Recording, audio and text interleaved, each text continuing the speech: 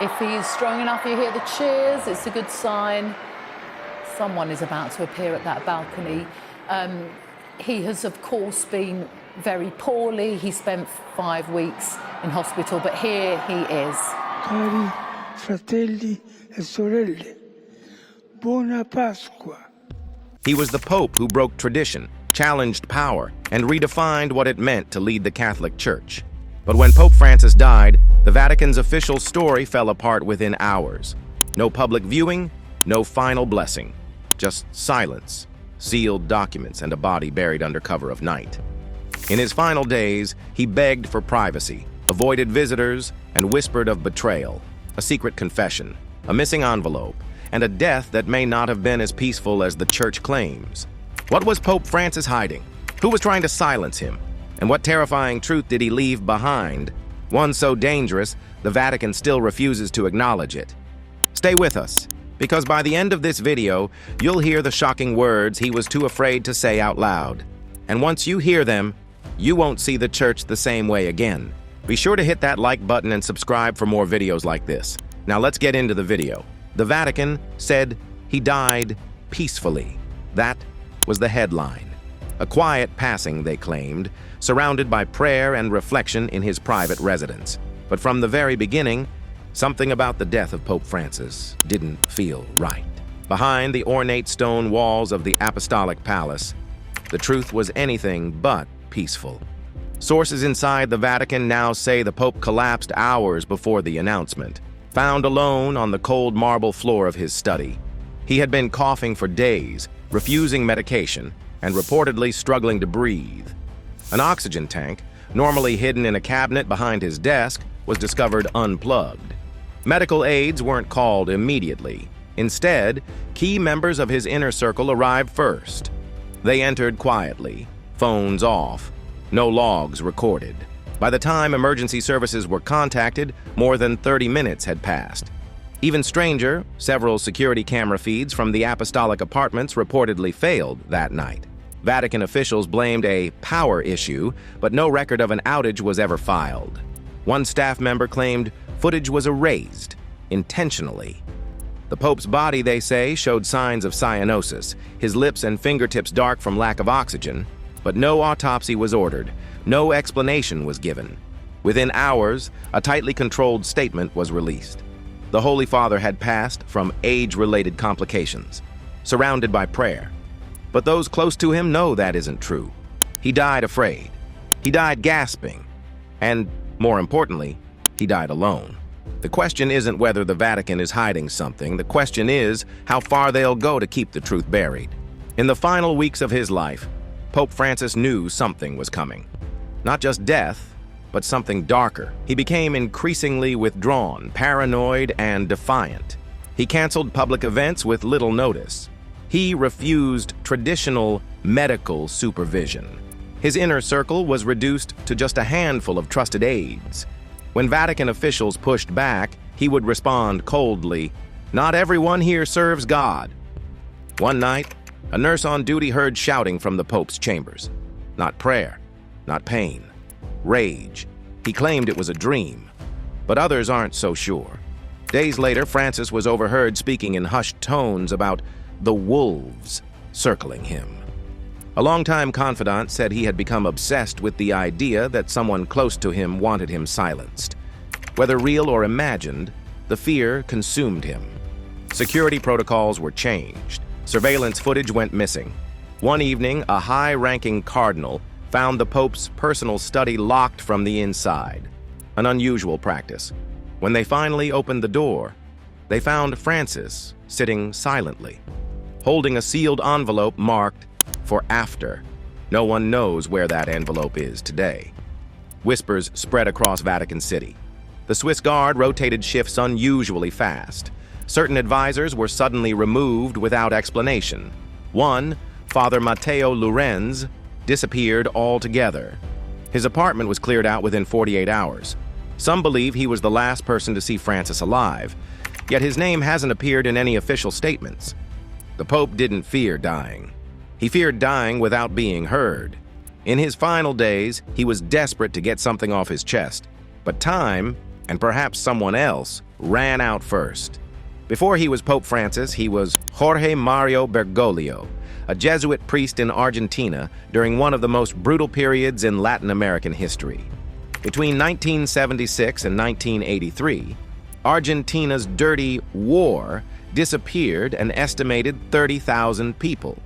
The military hunted students, journalists, priests, anyone labeled a dissident. Torture centers operated in secret. Mass graves filled the countryside. And in the middle of it all stood Bergoglio. As provincial superior of the Jesuits, he held considerable power. But instead of protecting his flock, two Jesuit priests, Orlando Yorio and Francisco Halix, were kidnapped and tortured by the regime. Years later, they both accused Bergoglio of betraying them. They claimed he had withdrawn church protection, effectively handing them over to the military. Bergoglio denied it. He called it a misunderstanding. But in 2010, court documents surfaced, internal memos, letters, and classified government communications that suggested otherwise. One military report described Bergoglio as cooperative. Another noted that he had advised against certain priests' activities. These documents never made international headlines. They were buried under the weight of Vatican influence. When Francis became pope, the past was scrubbed clean. The church called him a man of peace. But those who remembered the 1970s whispered differently. Survivors held quiet protests in Buenos Aires. A mural appeared outside the cathedral, Francis with blood on his hands. It was removed before sunrise. What happened during Argentina's darkest years haunted him to the end. In private, he reportedly told his confessor, "I did what I thought was right, but it was not enough." Whether he meant to help or simply survive, the truth may have followed him all the way to the papal throne. If Francis was the public face of reform, his true operations happened in silence. Around him, a tightly controlled network of advisors handled everything from speeches to security. Known informally as the Circle of Silence, these men were not bound by public roles, but by loyalty. Loyalty to Francis, or some say, to secrets too dangerous to share. One of them, Monsignor Emilio Vanti, managed the Pope's private correspondence. He was rarely seen, never interviewed, and always traveled with an untraceable phone.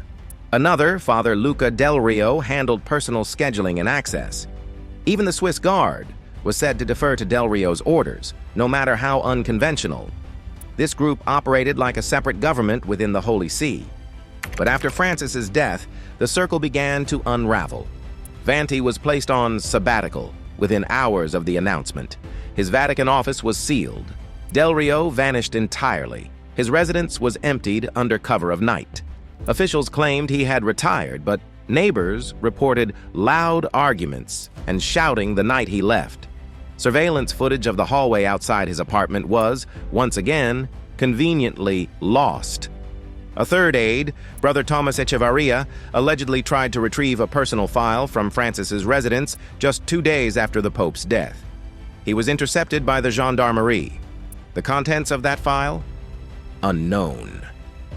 Tomas was reassigned to a remote monastery in the Italian Alps.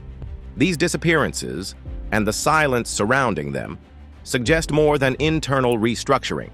They point to a cover-up. Francis may have trusted these men with his deepest fears. But now, those men are either gone or gagged. And the message is clear. Whatever Francis was hiding, it died, or was buried, with him. To the world, Pope Francis seemed invincible. But inside the Vatican, he was walking a razor's edge. The very institution he led had turned on him, slowly, methodically. His reforms, his openness, his refusal to play by the old rules had earned him powerful enemies. Men in crimson robes with ancient titles and deep connections, some stretching all the way back to the darkest financial and political scandals of the 20th century. Francis made it his mission to purge corruption, starting with the Vatican Bank. In 2021, after years of quiet investigation, he ordered the closure of over 5,000 inactive accounts. But insiders knew these accounts weren't inactive. They were untouchable. They belonged to bishops, billionaires, shell companies, and in one case, a foreign intelligence front. With one decree, Francis shut off a pipeline that had been flowing for decades. He didn't stop there. He launched a full audit. He removed longtime financial administrators. He opened secret archives. His efforts uncovered off-the-books funds totaling over 2 billion euros. But instead of applause, he received warnings, anonymous letters, a car following his motorcade. A note slipped under his door that read simply, "Stop digging." The power struggle wasn't just about money. It was about control. Francis had floated the idea of revisiting celibacy, of allowing women to serve in new church roles. To some, this was blasphemy. Behind the scenes, a faction of ultra-conservative cardinals began gathering support. They wanted to strip Francis of real authority. A quiet coup, a Vatican civil war. One leaked memo, dated 6 months before his death, said, "He does not lead with scripture. He leads with spectacle. He must be restrained." That memo was signed by 6 cardinals, 2 of whom were reportedly in the building the night he died. Was it politics? Was it vengeance? Or was it something more coordinated?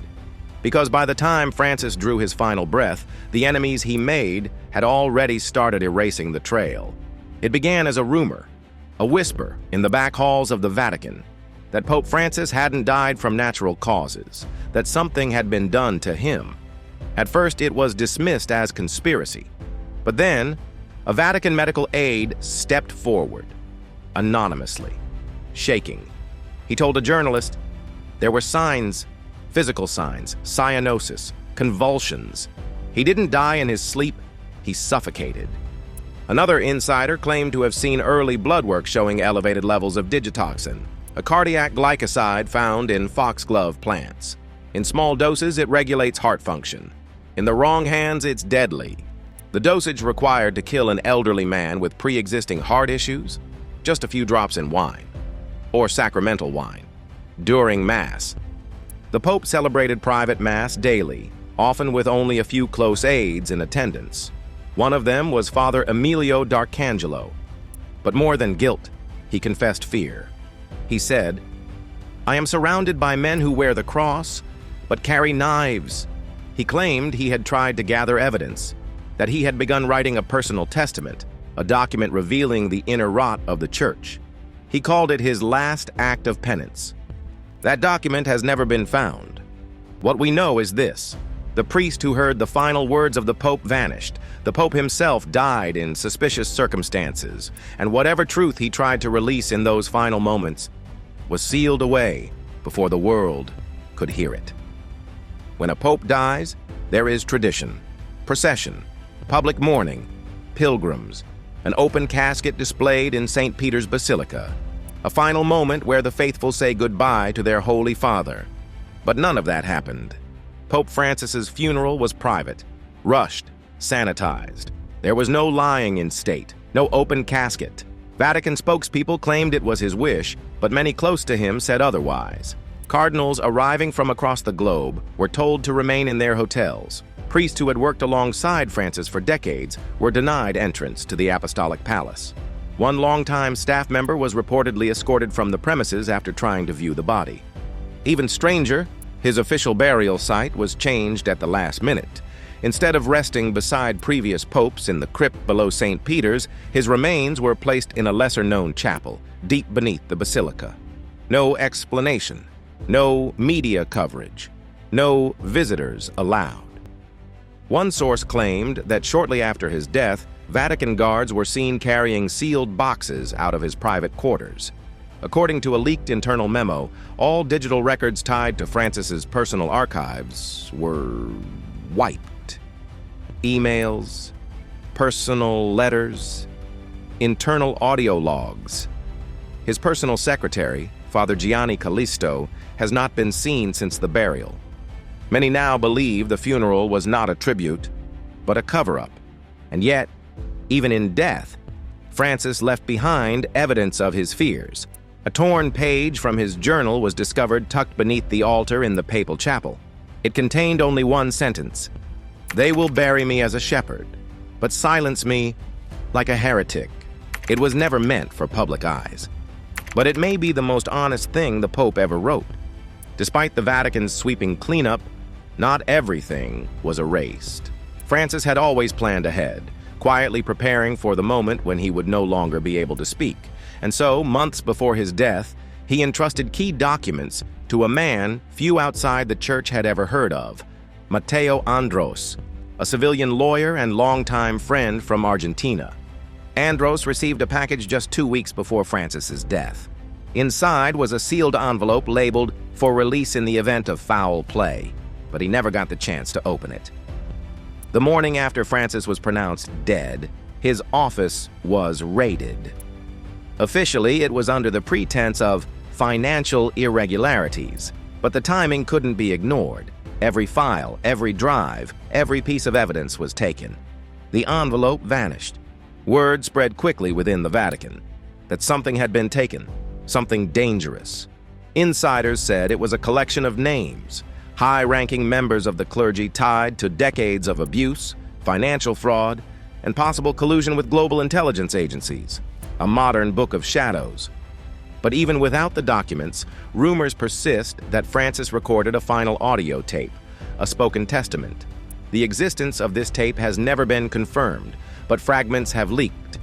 In one alleged clip, a raspy voice, reportedly Francis, says, "If you hear this, they succeeded. I tried to protect you, but I could not protect myself." A Vatican archivist under anonymity claims that multiple safes were breached and entire sections of the Pope's private library removed, entire bookshelves stripped. Some believe he hid duplicate files elsewhere. Beyond Rome. Perhaps even outside of Europe. The Church has denied all of it, but they cannot explain why so many who knew Francis have disappeared. The death of Pope Francis did not unify the Church. It shattered it. In the weeks following his burial, chaos spread through the Vatican like wildfire. Cardinals accused one another of betrayal. Leaked documents, encrypted messages, and anonymous whistleblowers began flooding underground networks. The conclave to elect the next pope was delayed twice. But what unsettles people the most isn't the silence or the infighting. It's the feeling that Francis was trying to warn us, that his final days were not just spent in fear, but in resistance. In one of his last homilies, just months before he died, he said, "When the shepherd can no longer speak, listen for the wolves. They are always loudest when they think no one is watching." Whether he meant it as metaphor or prophecy is unclear. But one thing is certain. Pope Francis died surrounded by secrets. And as those secrets begin to surface, the Catholic Church may never look the same again. Because in the end, he wasn't just fighting for truth. He was dying for it.